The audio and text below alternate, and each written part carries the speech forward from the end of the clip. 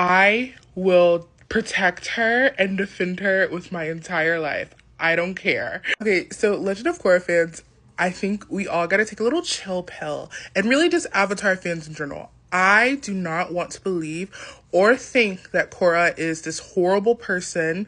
I don't believe that she's so evil to the point where she was just like frustrated and didn't do anything without some type of justification.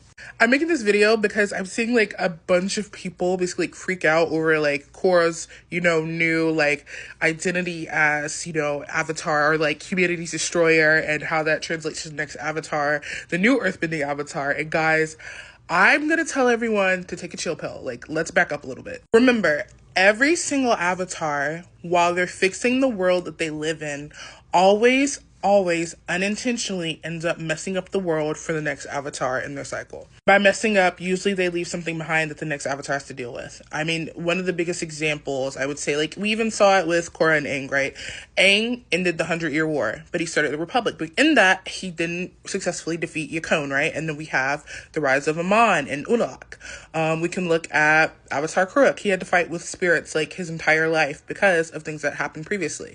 I'm using critical thinking. I remember the very first series dealt with a lot having to do with genocide, colonialism, war propaganda and stuff, and just times of war. And usually the creators like to take from like the political times that we live in.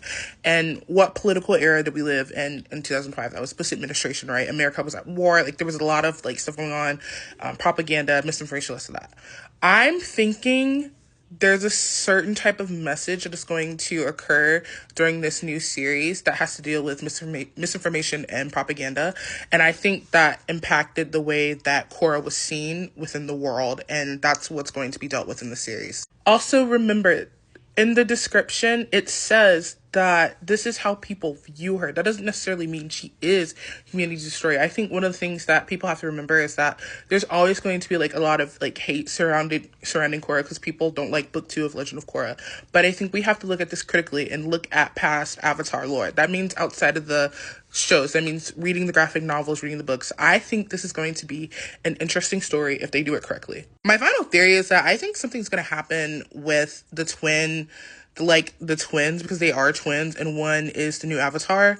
I think that it's going to have to do with, like, you guys remember from book 2, Rava and Vatu. I think that the Avatar twin is going to be bonded with Rava, and the other twin might be something like, I feel like it's going to be like a neglect storyline where like that child is neglected and not really cared about because they're not the Avatar, and they're going to be embraced by the darkness, by Vatu, and maybe they have to like meet up and sort of like create the sort of like yin yang balance thing that happened in the previous Avatar series. But Korra fans, we must stand strong. We must stand mighty. I believe she's being framed. I think that the creators, I think a lot of people say that the creators of the series really hate her, but I really don't. I think it says a lot that they want to expand on the Korra lore in this series, and they want to sort of like redefine, I think, her character and her role as the Avatar. And I also just think that, I